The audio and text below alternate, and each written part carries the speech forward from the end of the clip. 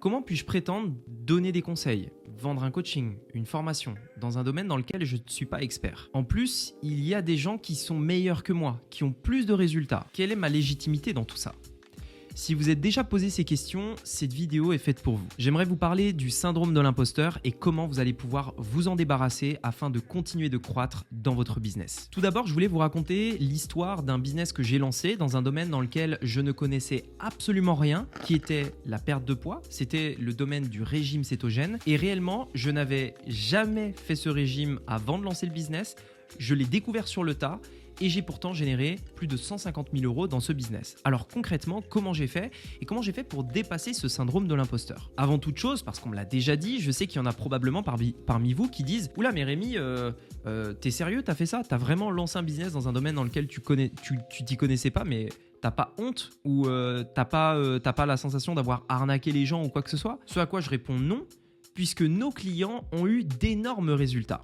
Les clients qu'on a aidés, on a réellement aidé des gens, des milliers de personnes, et ils ont tous eu d'énormes résultats. On avait même un groupe Facebook dans lequel les gens pouvaient nous partager leurs résultats, donc réellement ça fonctionnait. Quand vous allez créer un business, donner des conseils qui plus est, que ce soit des formations, du coaching, une vidéo YouTube par exemple, vous aurez toujours des personnes pour critiquer ce que vous allez faire. Et bien souvent, le syndrome de l'imposteur vient de ça, il faut le comprendre. Le syndrome de l'imposteur ne vient pas de vous, il vient de la perception que vous avez des autres et ce que pensent les autres de vous. Donc le syndrome de l'imposteur, c'est d'abord et avant tout un regard extérieur. C'est d'abord et avant tout le regard des autres. Je vais pas vous mentir, moi-même j'ai eu le syndrome de l'imposteur. Je suis pas là pour dire que je suis le meilleur du monde ou quoi que ce soit.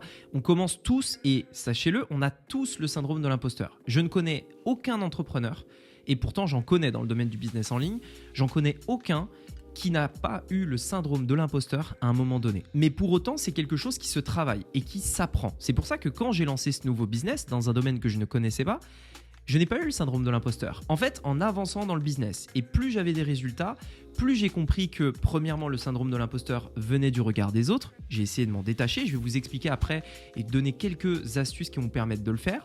Premièrement, j'ai essayé de me détacher du regard des autres et donc d'enlever ce syndrome de l'imposteur. Et deuxièmement, j'ai pris conscience d'une chose.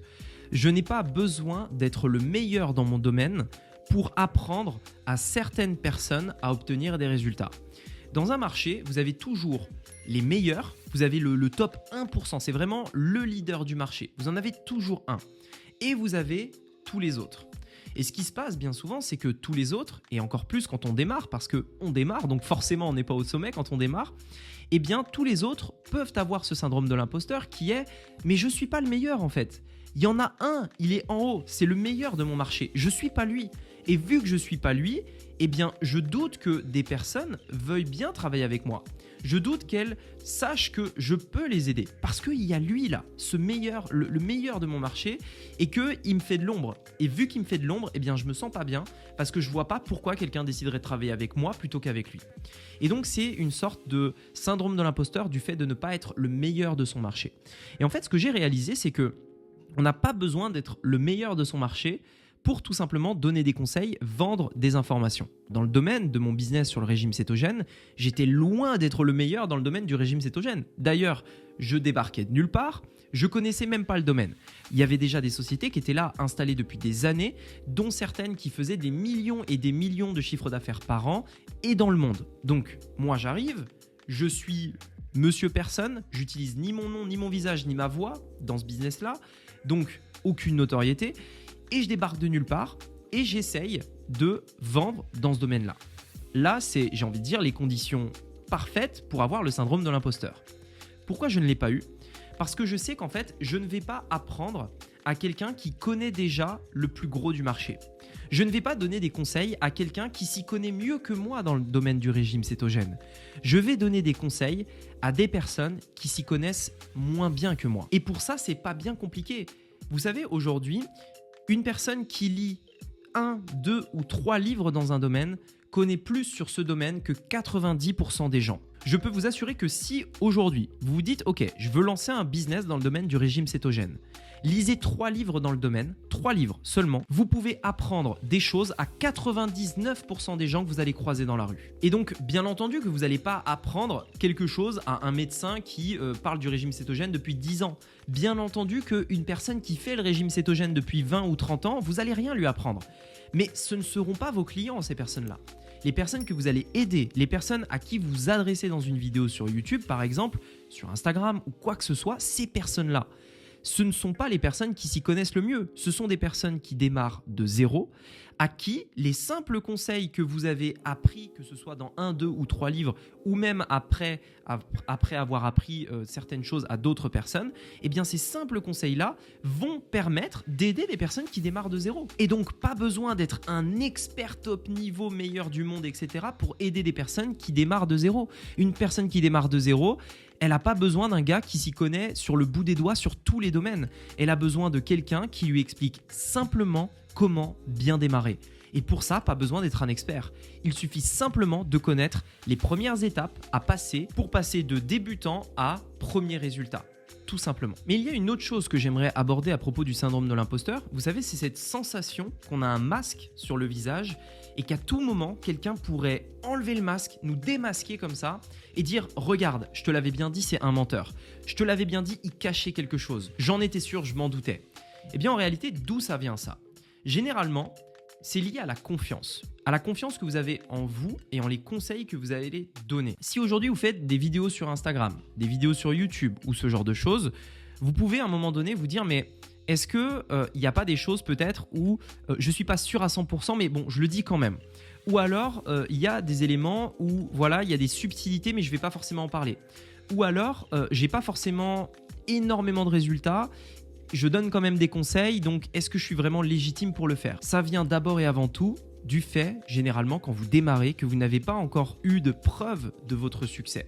C'est-à-dire que vous n'avez pas prouvé que vous avez pu aider quelqu'un. Vous n'avez pas eu les résultats d'un client qui a suivi vos conseils et qui a réussi. Si vous voulez rapidement enlever ce masque, enlever cette sensation d'avoir un masque, aidez pour démarrer des personnes gratuitement. Vous leur dites « Ok, écoute, voilà ce qu'on fait. Tu acceptes que je t'aide gratuitement et en échange, tu me fais un témoignage.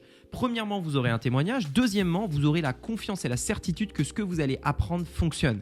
Et même si ça ne fonctionne pas, les conseils que vous avez donnés à cette personne, vous aurez avancé vers quelque chose qui vous permet d'affiner votre méthode pour que ça fonctionne. Mais à un moment donné, il faut juste accepter qu'avant d'être bon, on est nul. J'ai envie de dire, c'est normal. Avant d'être un bon chef cuisinier, par exemple, le cuisinier, il crame ses aliments.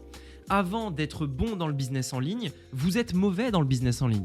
Avant de bien savoir faire un sport, vous êtes nul dans le sport. Et donc, c'est normal. Et forcément, quand on est nul au début, il faut l'accepter. Et quand on commence à transmettre ses connaissances dans un domaine, même si on s'y connaît très bien dans ce domaine-là, eh bien, on peut bien s'y connaître dans le domaine et être nul parce qu'on démarre dans le fait de transmettre ses connaissances. Puisque transmettre ses connaissances, dire ce qu'on pense, est une compétence. Une compétence, tout comme un sport, qui, quand on démarre, on est nul et qui devient de plus en plus puissant quand on s'améliore. Mais il y a quand même un remède que vous allez pouvoir mettre en place pour casser ce syndrome de l'imposteur. Ce remède, il est très simple et honnêtement, j'en connais pas d'autres. Vous pouvez faire toutes les thérapies que vous voulez, etc. Pour moi, il y a un domaine, c'est passer à l'action et juste faire et accepter que oui, on aura ce syndrome de l'imposteur pendant un moment, mais qu'à un moment donné, plus on va passer à l'action, plus on va avancer, plus on va avoir de résultats pour nos clients, etc., plus ce syndrome de l'imposteur va s'envoler parce qu'on saura ce qu'on vaut.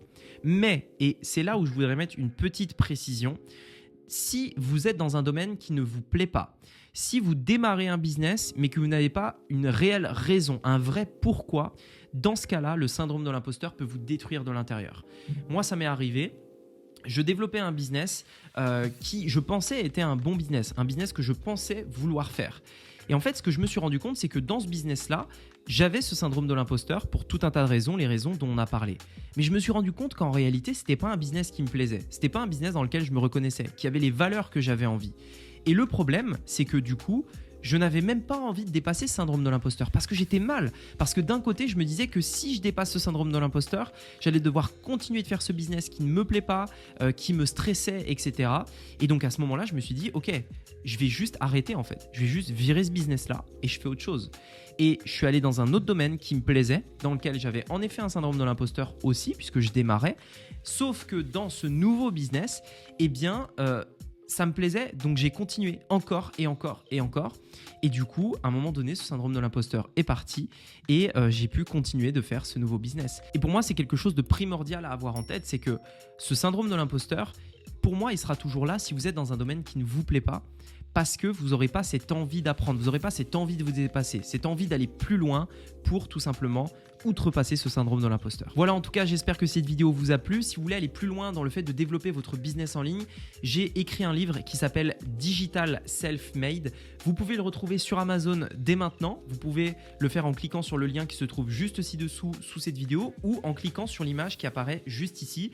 Son objectif, atteindre le million sur Internet avec votre business en ligne. On parle d'offres, on parle de tunnels de vente, on parle de trafic, etc. Bref, je vous invite à le commander dès maintenant sur Amazon ou en cliquant sur l'image qui apparaît juste ici. Sur ce, dites-moi dans les commentaires si vous aussi vous avez eu le syndrome de l'imposteur dans votre business et quelle méthode vous avez mis en place pour le dépasser. Et je vous dis à très bientôt dans une prochaine vidéo. À bientôt. Ciao.